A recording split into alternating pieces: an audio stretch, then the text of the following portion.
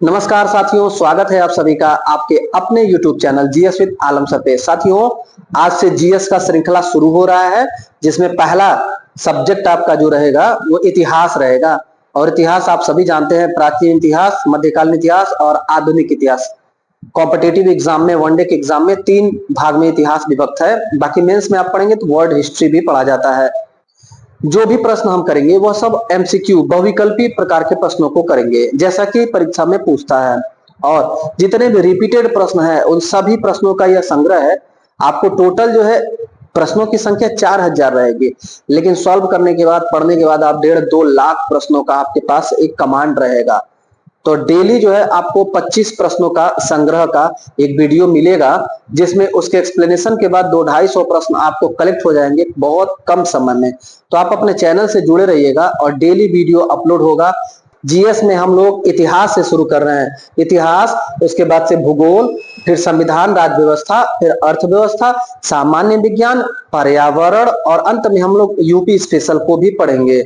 अच्छा, UP special की आप सभी की डिमांड भी है, तो यूपी स्पेशल साथियों 29 जून से पूर्व में आपको 3-4 यूपी स्पेशल का वीडियो अपने चैनल पे मिल जाएगा, बहुत जल्द मिलेगा, जिसमें करंट अफेयर से भी रिलेटेड क्वेश्चन रहेंगे और स्टैटिक जीके भी यूपी का रहेगा। उसको आप जरूर देख लीजिएगा, आपको 29 जून को बहुत हेल्प मिलेगा। 29 जून को जो आपका जूनियर असिस्टेंट का एग्जाम है।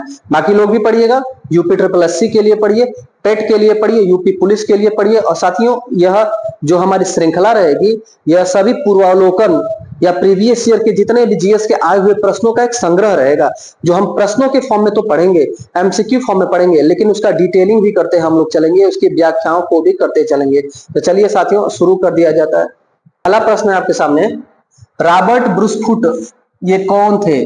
तो रॉबर्ट ब्रूसफुट जो थे वो भूवैज्ञानिक और पुरातात्विक दोनों थे। इस हिसाब से इसका उत्तर हो जाएगा ए और बी। कई बार एग्जाम में पूछा है रॉबर्ट ब्रूसफुट कौन थे, तो रॉबर्ट ब्रूसफुट पुरातात्विकविद यानी खुदाई करने वाले, जो प्राचीन सभ्यता होती है, और भूगर्भ साइंटिस्ट भी थे साथियों।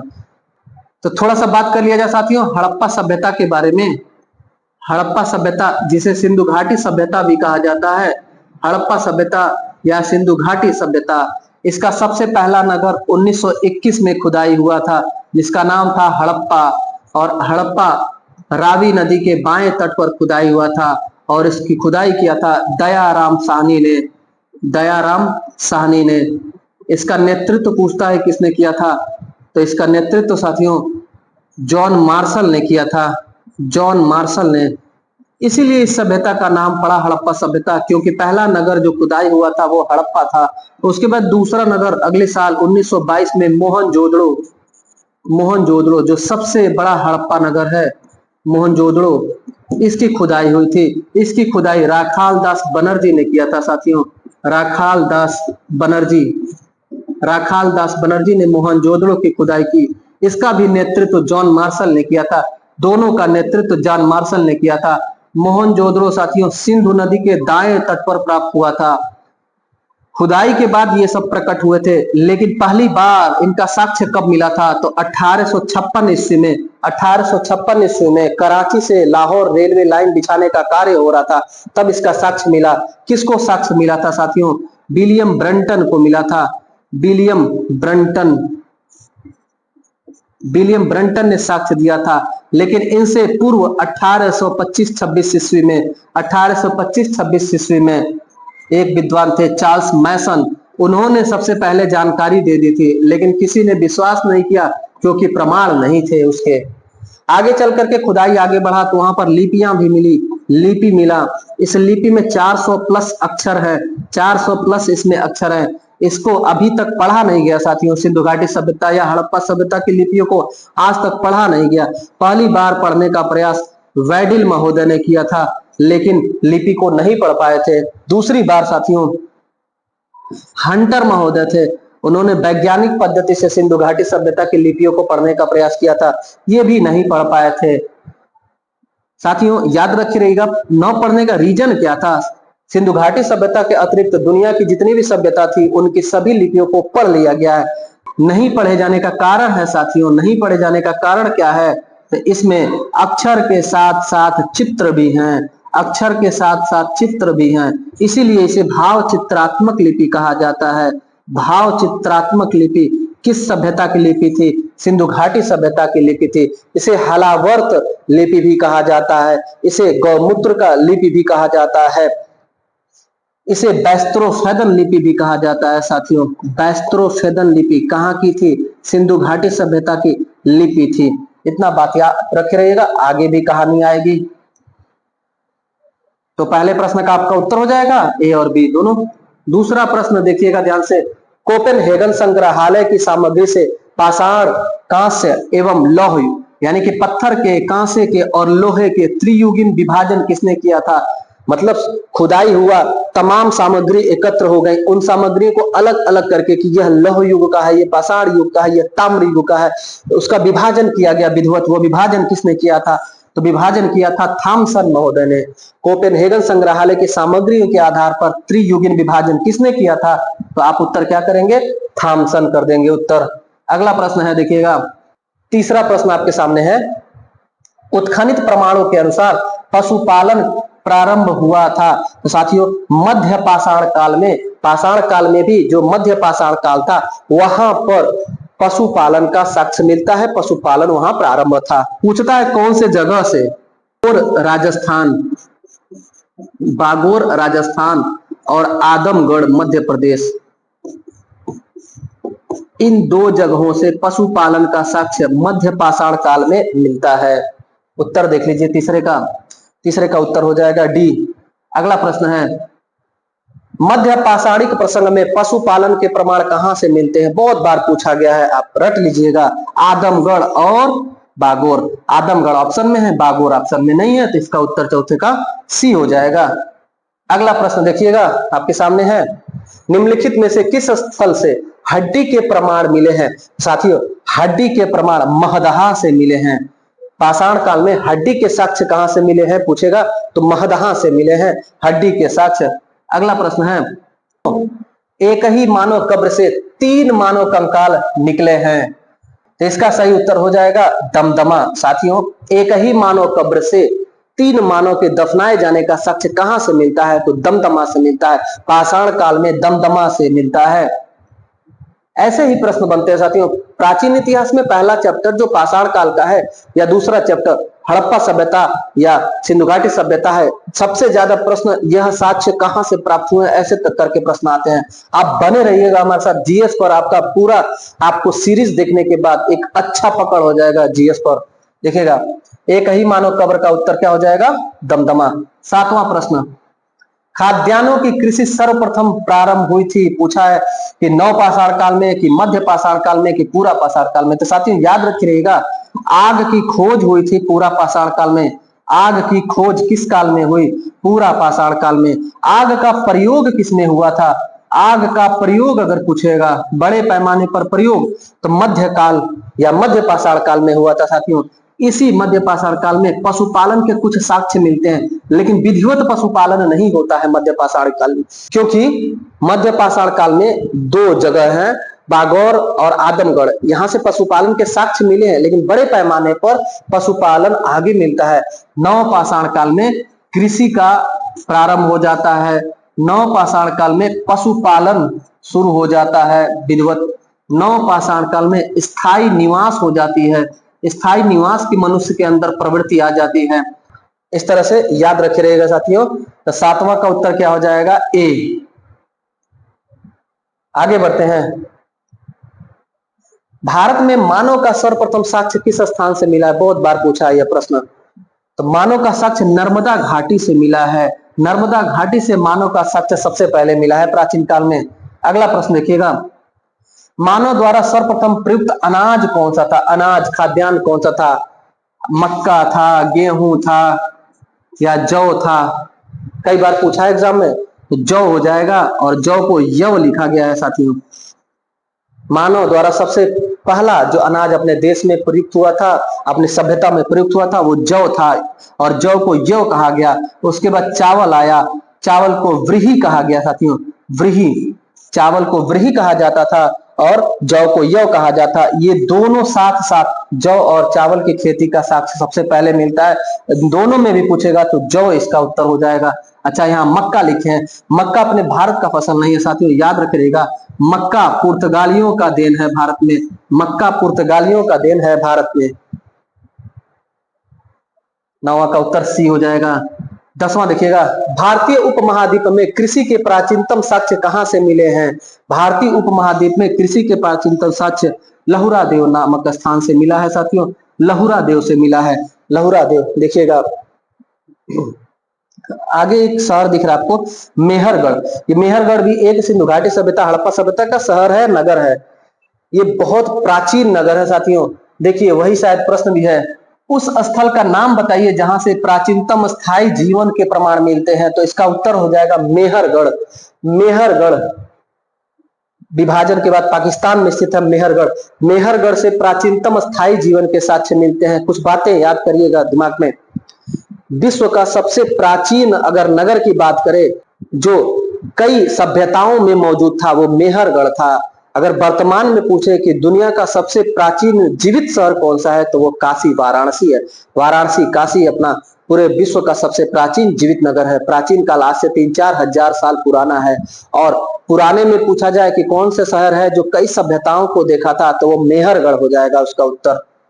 उम्मीद है याद रहेगा। निम्नलिखित में से किस स्थानों से मध्य पाषाण काल में पशु पालन के साक्ष्य मिलते हैं? तो साथियों बागोर। बागोर कहाँ है? राजस्थान।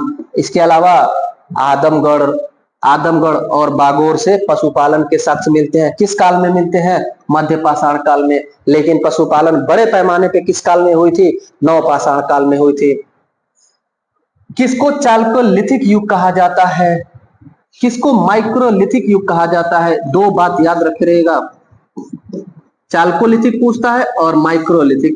एम से माइक्रोलिथिक तो आप याद कर लीजिएगा मध्य पाषाण काल। मध्य पाषाण काल को माइक्रोलिथिक युग कहा जाता है और ताम्र पाषाण काल को चाल्कोलिथिक युग कहा जाता है।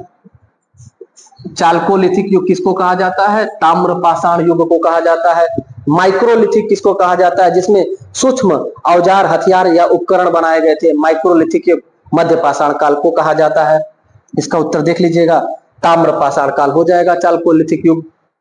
अगला प्रश्न है, निम्न में से किस एक स्थल से पाषाण काल से लेकर के हड़प्पा सभ्यता तक के अवशेष प्राप्त हुए हैं? यानी कई सभ्यताओं के अवशेष कहां मिले हैं? मेहरगढ़। मोस्ट इंपॉर्टेंट सिटी है, याद रखिएगा मेहरगढ़ के बारे में। अक्सर एग्जाम में रहता है मेहरगढ़। साथियों आपको रिपीटेड क्वेश्चन तो करा ही देंगे, कई बार प्रश्नों को करने के बाद आपके दिमाग में हर चीजों को बैठा देंगे। महत्वपूर्ण नहीं है कि आप 10 जगह पढ़ रहे हैं, 10 किताबों से पढ़ रहे हैं। महत्वपूर्ण यह है कि एक चीज को 10 बार पढ़े, दिमाग में अपने बैठा ले, परीक्षा में जाकर के छाप दे। ज्ञान बहुत है, नॉलेज देने वाले बहुत लोग इधर उधर मिलेंगे, लेकिन जीवन में सफलता नहीं मिलेगी साथियों। सफलता तभी मिलेगी जब एक जगह आप अडिग होकर के पढ़ेंगे, अपने लक्ष्य पर फोकस होकर के पढ़ेंगे। बाकी दुनिया की भीड़ को जाने दीजिए, आप अपने लक्ष्य को प्राप्त करिए साथियों। आगे बढ़ते हैं, 15वां प्रश्न, नौदा टोली किस राज्य में स्थित है? साथियों मध्य प्रदेश में है नौदा टोली। पाषाण कालीन स्थल नौदा टोली किस जगह स्थित है? मध्य प्रदेश में स्थित है। अगला प्रश्न है, बृहद पाषाण स्मारकों की पहचान किसके रूप में की गई है? पाषाण काल में साथियों बड़े बड़े पत्थर के स्मारक बनाए गए हैं। मनुष्य उस पत्थर को ला करके, जो किसी की डेथ हो जाती थी, किसी की मृत्यु हो जाती थी, तो उनको दफना करके और उसके ऊपर से पत्थर को रख दिया जाता था। उसी को कहा जाता है बृहद पाषाण स्मारक। तो क्या इसका उत्तर हो जाएगा? मृतकों को दफनाने के स्थान को चिन्हित करने के रूप में। 16 का बी उत्तर हो जाएगा। देखिएगा, याद रखिएगा। आगे है, राख का टीला का साक्ष्य कहां से मिलता है? साथियों संगन कल्लू, रट लीजिएगा, संगन कल्लू।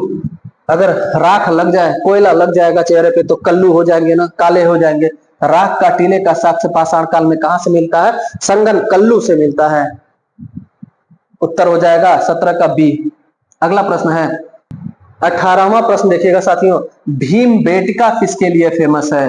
तो भीमबेटका साथियों गुफा शैलचित्र के लिए फेमस है। प्राचीन काल का एक गुफा है, तो उस गुफा में अंदर चित्रकारी की गई है जो दर्शाता है प्राचीन विद्वानों की चित्रकारी को।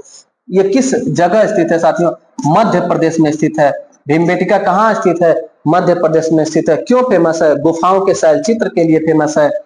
इसको किसने खोजा था? ये प्रश्न पूछ देगा। वी एस वाकंकर महोदय ने खोजा था। वी एस वाकंकर महोदय ने भीमबेटका को खोजा था। इतना पॉइंट याद रखे रहिएगा। 18 का उत्तर क्या हो जाएगा? ए, गुफा शैल चित्र। भीमबेटका की गुफाओं को सबसे पहले किसने खोजा था? वी.एस. वाकंकर महोदय ने खोजा था। वी.एस. वाकंकर महोदय ने भीमबेटका की गुफा खोजा था। कहां पर?